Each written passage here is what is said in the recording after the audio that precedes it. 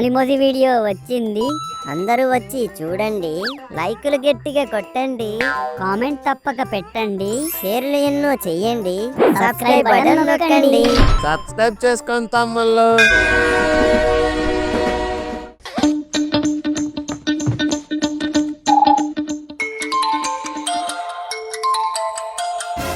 ఏమేవ్ phone ring అవుతుంది చూడు. చంటి,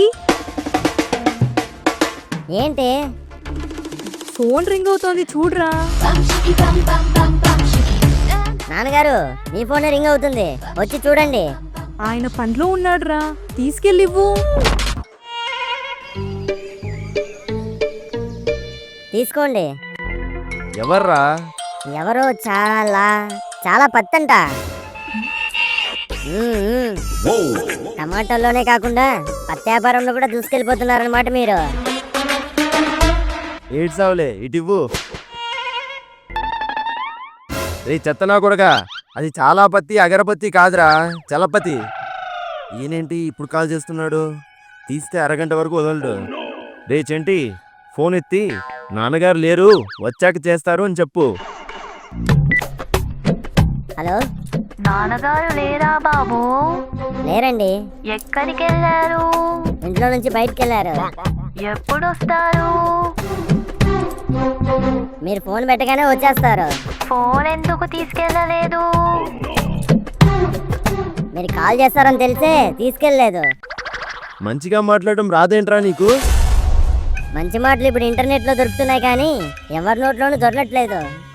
అయినా మాట్లాడకపోతే పొగరంటారు, మాట్లాడితే మంచి మాటలు రావా అంటారు. ఒక పని చేయండి, నేను రోజు ఏం మాట్లాడాలా అని డైలాగులు రాసివ్వండి, బట్టి పట్టుకొని అవే మాట్లాడతాను. నీకు చెప్పడం కంటే బుద్ధి తక్కువ పని ఇంకోటి లేదు. ఫోన్ తీసుకెళ్ళి జాగ్రత్తగా లోపలెట్టు. చిట్టితో మాట్లాడి చాలా రోజులు అయిపోయింది, ఒకసారి కాల్ చేసి మాట్లాడదాం.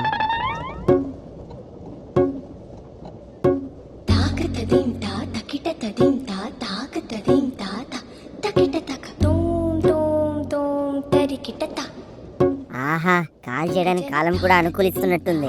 3 రింగులు ఇద్దాం, మనమే అని అర్థమైపోతుంది. అమ్మా చిట్టి, ఈ డబ్బులు మీ అమ్మని చీటీ పాట కట్టమను. ఈ డబ్బులు కిరాణా కోసం పక్కనుంచమను. ఈ డబ్బులు నేను ఉంచుకుంటాను, మిగిలిన డబ్బులు నీ కోసం వాడుకో. నాకెందుకు నానా, మీ దగ్గరే ఉంచండి.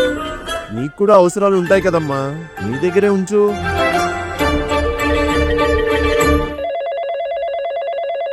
ఒకటోసారి, రెండోసారి.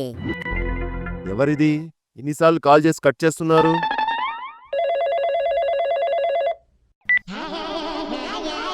ఏంటి అప్పుడే లిఫ్ట్ చేసావు? నేనే అని తెలిసిపోయిందా? పొద్దున్నే ఎందుకు కాల్ చేశానని అనుకుంటున్నావా? నీ రింగుల జుట్టు గుర్తుకొచ్చి 3 రింగులు ఇచ్చి నీతో మాట్లాడదాం అనుకున్నాను, కానీ నువ్వు 3వ రింగుకే కాల్ లిఫ్ట్ చేసావు. నీకు తెలుసు కదా, ఫోన్లో బ్యాలెన్స్ అయిపోతే మా నాన్న లారెన్స్లా నాతో స్టెప్పులు ఇస్తాడని. అయినా సరే కాల్ లిఫ్ట్ చేసావు నువ్వు, దొంగ. ఎవర్రా నువ్వు? ఇంతవరకు నేను మాట్లాడింది చిట్టితో కాదా, ఆ నాన్నతోనా? నాకు రింగుల జుట్టు ఉందని నీకెలా తెలిసిందిరా రాస్కెల్? నీ కూతురికి అదే జుట్టుంది మరి. మాట్లాడవేంట్రా? ట్రింగ్ ట్రింగ్ ట్రింగ్. ఇలాంటి ఫోన్లు కనుక మీకు వస్తే అది సైబర్ నేరగాళ్ల పన్నాగమని గుర్తించండి. అరిగిపోయిన రబ్బర్ గొంతు తీసుకున్నాడు, ఈడు సైబర్ నేరగాళ్ల పన్నాగం గురించి చెప్తున్నాడు. ఇలాంటి కాల్స్ కనుక మీకు వస్తే పోలీసులకు ఫోన్ చేయాలా? పోలీసులా? ప్రస్తుతానికి అక్కర్లేదు, ఇంకోసారి ఫోన్ చేస్తే అప్పుడు కాల్ చేసుకోండి. ఉంటాను, బాయ్. అమ్మయ్యా, జస్ట్ మిస్. కొంచెం అటు ఇటు అయ్యి అడ్డంగా దొరికేసినా అంత్యక్రియలు అయిపోయి ఉండేవి ఈరోజు నాకు. ఏరా, నా ఫోన్తో నువ్వేం చేస్తున్నావు? అది దుమ్ముంటే దులుపుతున్నాను. నీ ఉమ్మే నువ్వు సరిగ్గా ఊయలేవు, ఇక దుమ్ము తుడుస్తావంట. ఇటివ్వు. ఎప్పుడు చూడు నా ఫోన్ ఎత్తుకోవడం, ఏదో ఒకటి నొక్కడం, ఉన్నదాన్ని చెరదొప్పడం, ఇదే అలవాటు అయిపోయింది నీకు. నేనేం చేయలేదండి బాబు. నోరు మూసే నువ్వు. కొన్న రోజే ఛార్జింగ్ అవ్వగొట్టేశావు. మీ అమ్మ చేత ఫోన్లు చేయిస్తూ బ్యాలెన్స్లు ఖాళీ చేయించావు. అడ్డమైన స్నేక్ గేమ్లు ఆడి బ్యాటరీ చెడదొబ్బావు. ఇష్టం వచ్చినట్టు ఫోటోలు తీస్తూ కెమెరా పోగొట్టావు. రాత్రి పొగులు తేడా లేకుండా వాడి కీప్యాడ్ అరగదీసావు. నువ్వు ఇంత చేసినా పట్టు విడుపుగా 5 సంవత్సరాల నుంచి ఇదే సెల్ ఫోన్ వాడుతున్నాను. దాన్ని పట్టు విడుపు అనరు నాన్నగారు, తీసినార్తనం అంటారు. ఏడ్సావులే, నువ్వు సంపాదించి కొండ్రా, అప్పుడు తెలుస్తుంది నీకు. నేను సంపాదించడం మొదలు పెట్టాక ఈ సెల్లే కాదు, ఈ ఇల్లు కూడా ఉండదు. యమధర్మరాజు మనుషుల ప్రాణాలు మాత్రమే తీసుకెళ్తున్నాడు కాబట్టి ఈ ఇల్లు ఇంకా బతుకుంది.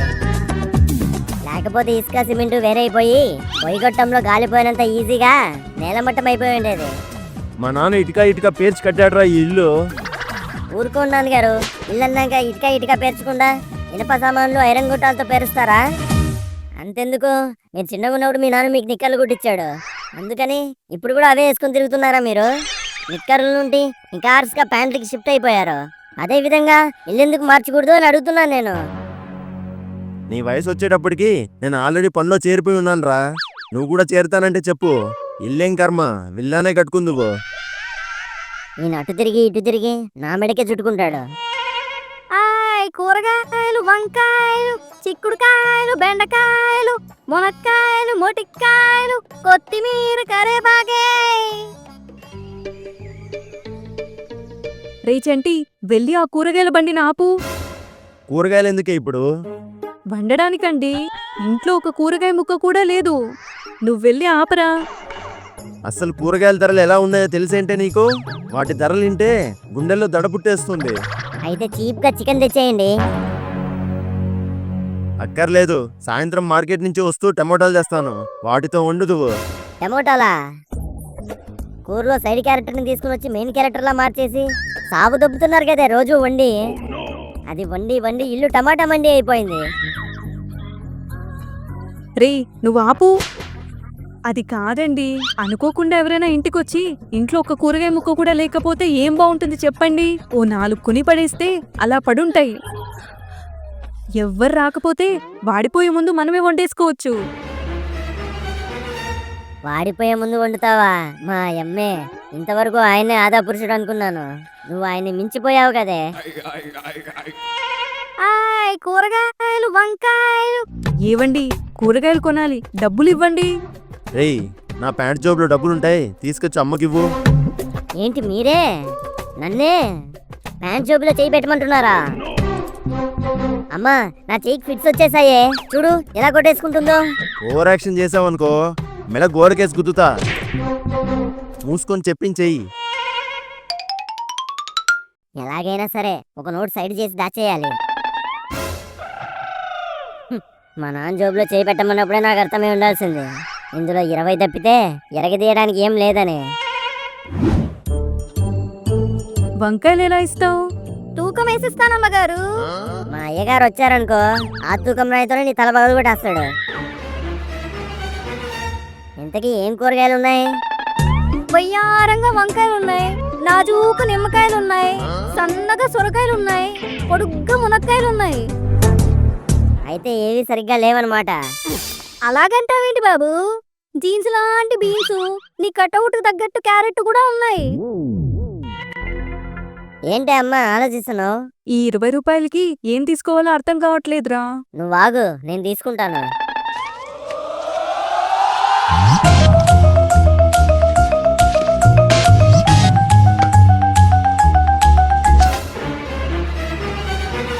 ఇదేంటి బాబు, అన్ని ఒకటోటి వేసుకున్నావు? ఇవన్నీ వండడానికి కాదులే, వంట రూమ్ లో ఉన్నాయనిపించుకోవడానికి డెకరేషన్ ఐటమ్స్. వాడేంత వరకు వంట రూమ్ లో వేలాడతాయి, వాడిపోయే స్టేజ్ వచ్చేసరికి మా పొట్టలో వేలాడతాయి.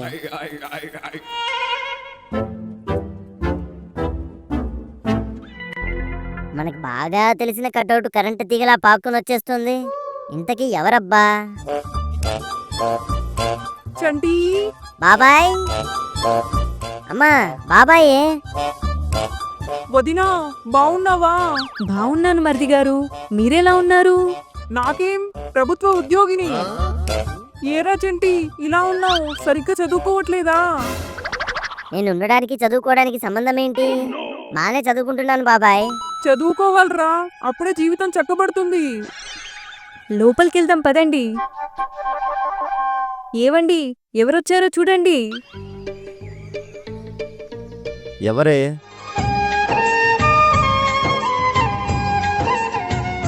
తమ్ముడు, అన్నయ్య, తమ్ముడు. ఏం తమ్ముడు, ఇదేనా రావడం? అవునన్నయ్యా. జానకి బాబు బాగున్నారా? నేనుండగా వాళ్ళకేంటన్నయ్యా? వాళ్ళిద్దరిని కూడా తీసుకురావాల్సింది. కొడుకేమో సెలవుల్లో కూడా సిలబస్ అని హాస్టల్లోనే కూర్చొని ఉన్నాడు. ఇక జానకి పని మనిషి చేత పనులు చేయించుకోవడంలో బిజీగా ఉంటుంది.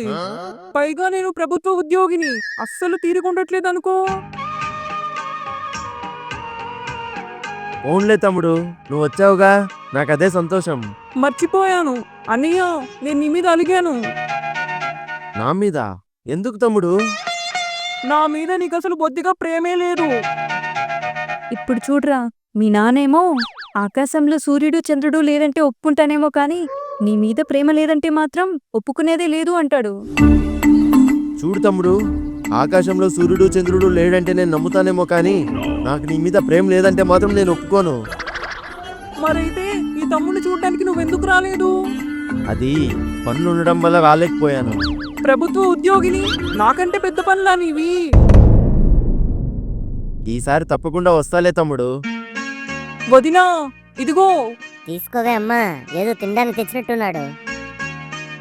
అవి తినడానికి కాదురా పిచ్చోడా, ప్రభుత్వం ఫ్రీగా ఇచ్చే డైరీలు క్యాలెండర్లు. ఇంత సింకులో ఉన్నావేంటి నువ్వు? మరేమనుకున్నావు, నువ్వు పుట్టినప్పటి నుంచి చూస్తున్నానురా నేను. తమ్ముడు, ఎండను పడి వచ్చినట్టున్నావు, చల్లగా కూర్చో.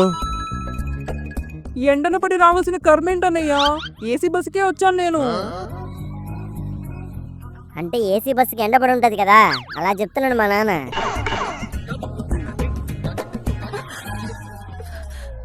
ఏమేవ్, తమ్ముడు వచ్చాడు కదా, నేను వెళ్ళి చికెన్ తీసుకొని వస్తాను.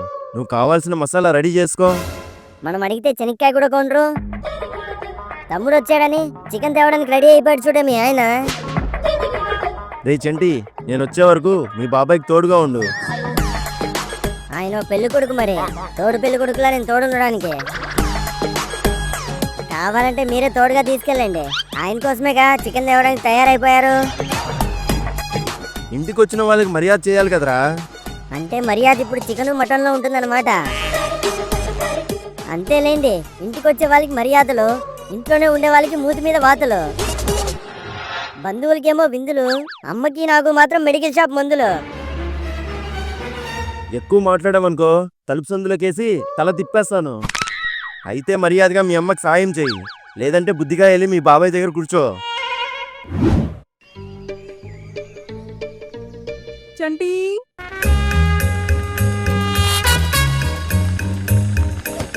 ఏంటి బాబాయ్, వేడిగా ఉంది. ఫ్యాన్ వేయమంటావా? ఫ్యాను మాత్రమేగా ఉంది, వెయ్యి. ఇది ఫ్యాన్ లా తిరుగుతోందా, ఎద్దుల బండిలా తిరుగుతోంది?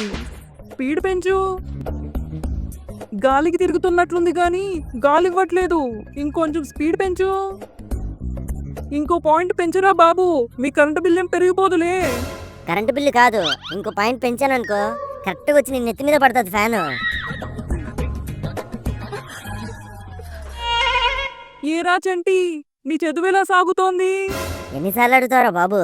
బాగానే సాగుతుంది బాబాయ్. ఇంతకీ మీ క్లాస్లో ఫస్ట్ ర్యాంక్ ఎవరికి? నాకు ఇంకో ఇద్దరికి వచ్చింది బాబాయ్. ఏంటి నిజమా? అవును, ఒకటికి ఫస్ట్ ర్యాంకు, ఇంకొకటికి 21st ర్యాంకు, నాది 31st ర్యాంకు. నీ అంతున్నప్పుడు అన్నిట్లో నేను ఫస్ట్ ఉండేవాడిని. మరి ఫస్టే పుట్టకుండా మా నాన్న వెనకలు ఎందుకు పుట్టారు మీరు? ఏమేవ్, ఇదిగో తీసుకో.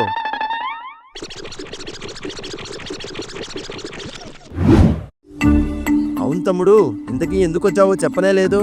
అన్నయ్య, నీకు శుభవార్త. ఏంటది? నువ్వే చూడు.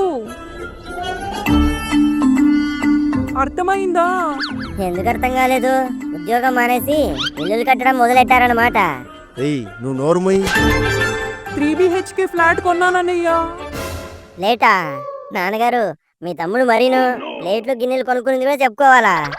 అది ప్లేట్ కాదురా ఎదవా, ఫ్లాట్ అంటే కొత్తిల్లు అని.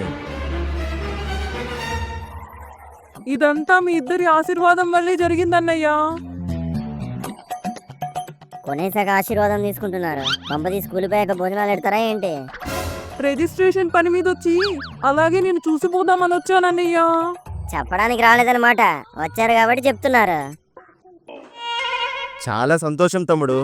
అవునండి, ఫ్లాట్ అంటే మాటలా ఏంటి? వదినా, ఫ్లాట్ అంటే ఆషామాషి ఫ్లాట్ కాదు, 3 BHK, 3 bedrooms with attached bathrooms.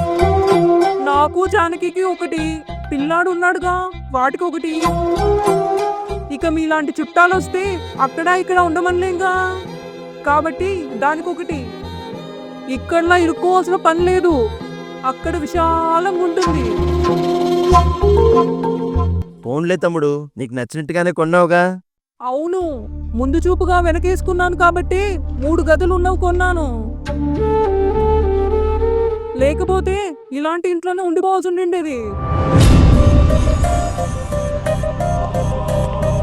అయినా మనిషి అన్నాక ఇల్లు ఉండాలి, అది సొంత ఇల్లై ఉండాలి. అప్పుడే కదా మనకు మర్యాద. అవును తమ్ముడు. 4 గోడలున్నంత మాత్రాన ఇల్లు అయిపోతుందా ఏంటి? ఇల్లంటే నలుగురు వచ్చి వెళ్ళాక 4 రోజుల తర్వాత కూడా మాట్లాడుకునేలా ఉండాలి. అలాంటి ఇంట్లోకే నేను జానకి త్వరలో దిగబోతున్నాం. నీకు వదినకి ఒక మాట చెప్దామని ఇలా వచ్చానన్నయ్యా. చాలా సంతోషం తమ్ముడు. సంతోషమే అన్నయ్య. వస్తున్నాను అన్నయ్య. వెళ్ళడానికి కూడా ఏసీ బస్సే బుక్ చేశాను. బస్ డ్రైవర్ కాల్ చేస్తున్నాడు, నేను వెళ్ళొస్తాను.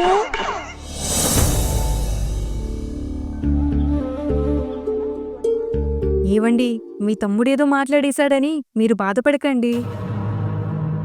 నేనేం బాధపడట్లేదే. వాడికి రాసి పెట్టుంది, సంపాదిస్తున్నాడు, కొనుక్కుంటున్నాడు. మధ్యలో మనకేంటంటే నొప్పి. అవునులే, ఎవడెలా బాగుపడిపోతుంటే మనకేంటి నొప్పి? మన ఇంటికి వచ్చి మనం పెట్టింది తిని మన ఇంటికే వంకలు పెట్టి వెళ్తున్నారు ఆయన. వాడన్నది మన గురించి కాదురా. మన గురించి కాదన్నప్పుడు మనతో ఎందుకనాలి? ఇక్కల్లాగా ఇరుకుండదు, విశాలంగా ఉంటుందన్నాడు. అయినా సరే మీరు నోరు తెరిచి ఒక్క మాట కూడా మాట్లాడలేదు. 4 రాళ్ళు వెనకలేసుకున్నాను కాబట్టి నచ్చినట్టు కట్టుకున్నాను, లేకపోతే ఇలాంటి చోట్లనే ఉండిపోయి ఉండాల్సింది అన్నాడు. అంటే మనల్ని మన ఇంటిని అవమానించినట్టు కాదా? 4 గోడలు ఉన్నంత మాత్రాన ఇల్లు అయిపోదని 4 గోడల మధ్య మనల్ని నామోషిగా ఫీల్ అయ్యేలా చేసి వెళ్ళిపోయాడు. అంత అక్కరుండేవాడే అయితే అందరికంటే ముందే చెప్తాడు గాని ఇలా ఆఖరిలో చెప్పడు. రే చంటి, ఇది పెద్దవాళ్ళ విషయం, నువ్వు నోరు మూసుకొని లోపలికెళ్ళు. కుటుంబం వరకు వచ్చాక పెద్ద చిన్న లేదే, మనం మాట్లాడుతున్నది కరెక్టా రాంగా అనేదే పాయింట్. ఎంతసేపు నేనేం అడిగినా నువ్వు పెద్ద అయ్యాక కొనుక్కొని చూడరా, అప్పుడు తెలుస్తుంది నీకు అంటారు. ఇలాగే కనుక సంపాదిస్తూ కూర్చుంటే రేపు నా పిల్లలకు కూడా నేను ఇదే చెప్పుకోవాల్సి వస్తుంది. మనకి పేరుకే ఇల్లుంది, అయినా ఏం లాభం? ఎప్పుడు స్వతంత్రం వచ్చిన కాలంలో కట్టిన గోడల కింద ఇప్పటికీ తలదాచుకుంటున్నాం. ఏమైనా అడిగితే రూపాయి కూరేసి కట్టిన ఇల్లు అంటారు. మనం ఇలా రూపాయలకి వేలాడుతూ ఉండిపోయాం కాబట్టి వాళ్ళు అలా లక్షల్లో కొంటున్నారు. నిజమేరా, మనం ఇలా రూపాయల్లో ఉండిపోవడం వల్లే వాళ్ళు అలా లక్షల్లో కొంటున్నారు. కానీ అదే లక్షలో రూపాయి తగ్గినా అది లక్ష కాదురా. మీ బాబాయ్ అదన్నాడు ఇదన్నాడు ఏవేవో అన్నాడు అంటున్నావు. డబ్బున్నోడు మాటలు ఇసిరేస్తున్నాడని డబ్బు లేనోడు నోరు పారేసుకోకూడదురా. మన ఇంట్లో ఇరుకుందన్నాడు, కానీ పిలిస్తే పలికేంత దూరంలోనే మనం ఉన్నామని వాడికి తెలియదురా. అక్కడ విశాలంగా ఉంటుందనుకుంటున్నాడు, కానీ విశ్వాసం ఇక్కడే ఉందని వాడికి తెలియదురా. ఈ ఇల్లు ఇలా ఉందనే కదా నువ్వు బాధపడుతున్నావు. ఇదే ఇల్లు మనకి నీడను ఇచ్చింది, తోడును ఇచ్చింది. కష్టాల్లో ఉన్నప్పుడు తాకట్లో ఉండి మనకి డబ్బుల్ని కూడా ఇచ్చింది. వయసు మళ్ళాయని పశువుల్ని, పెచ్చులూడిపోయాయని ఇంటిని వదిలేసుకునే మీలాంటి పిల్లలకి తల్లిదండ్రుల కష్టం అర్థం కాదురా. 4 గోడలు అందంగా ఉంటే ఇల్లు అయిపోదురా. ఆ 4 గోడల మధ్య ఉన్న మనుషులు అన్యోన్యంగా ఉంటేనే అది ఇల్లు అవుతుంది. లక్షలు పోగేసి కట్టిన ఇంటికి కూడా 4 సంవత్సరాలు ఆగితే పెచ్చులు నెరులు మామూలేరా. అలాగని కూల్చుకుంటూ పోతే జీవితం మొత్తం కట్టుకోవడానికే సరిపోతుంది. కొత్తది ఏనాటికైనా పాతదైపోవాల్సిందేరా చంటి. ఇది అర్థం చేసుకుంటే మనిషికి ఉండే ఆశ అక్కడే అంతమైపోతుందిరా. కానీ ఇది అర్థం చేసుకునేటప్పటికే మనిషి ఆయుష్ ఆఖరికి వచ్చేసి ఉంటుంది. నాకు మాత్రం ఉండదా చెప్పు నిన్ను మీ అమ్మని అలాంటి ఇంట్లో ఉంచాలని? చుక్కను తాకాలంటే పక్షికి రెక్కలుంటే సరిపోదురా, గాలిని వెనక్కి నెట్టే సత్తా కూడా ఉండాలి. అలాగే మన మధ్యతరగతి కుటుంబాలు బాగుపడాలంటే ఆశలుంటే సరిపోదు, ఎదురుగా ఉండే దరిద్రాన్ని హత్తుకొని అదృష్టం కోసం ఎదురు చూసే ఓపిక కూడా ఉండాలి. ఈ భూమి మీద దేవుడు అన్నిటినీ 2గా వేరు చేసి పుట్టించాడురా. ఆడ మగ, డబ్బు జబ్బు, ధనిక పేద, ఎక్కువ తక్కువ. ఈ రెండిటితో మనిషి సంతోషంగా బ్రతుకుతున్నప్పుడు రాతలు రాయడానికి చేతులు రాని ఆ దేవుడు కష్టాన్ని కుమ్మరించడానికే మన మధ్యతరగతిని పుట్టించాడురా. మనలాంటి మధ్యతరగతి వాడికి ఇల్లేరా మొదటి ఆశ ఆశయం. చరిత్ర కోటలో పుట్టిన వారందరినీ రాజనింది. అదే మరో చరిత్ర రాయబడితే తన కష్టంతో సొంతిల్లు కట్టుకున్న ప్రతి సామాన్యుడు రాజే అవుతాడు.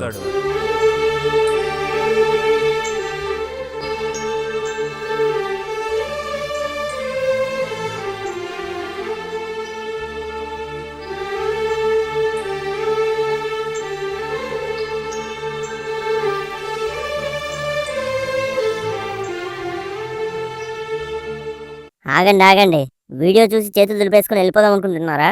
రేయ్ అదే చేత్తో సబ్స్క్రైబ్ చేసుకొని మీ ఫ్రెండ్స్ అండ్ ఫ్యామిలీకి మన ఫ్యామిలీ మోజీ వీడియోని షేర్ చేయండి. ఉంటాను, బాయ్.